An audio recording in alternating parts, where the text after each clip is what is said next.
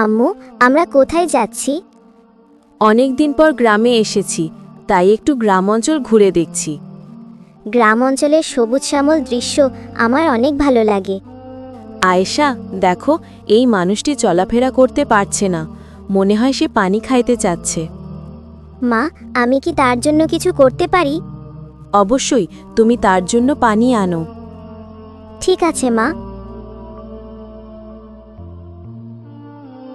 দেখো মা, সে খুশি হলো। মাশাআল্লাহ, আয়েশা, তুমি একটি ছোট কাজ করেছো, কিন্তু আল্লাহ তোমাকে বড় পুরস্কার দেবেন। সত্যি মা? তাহলে আমি এখন থেকে মানুষকে আরও সাহায্য করব। হ্যাঁ মেয়ে, আল্লাহ আমাদের সকলকে মানুষের বিপদে পাশে দাঁড়ানোর তৌফিক দান করুন।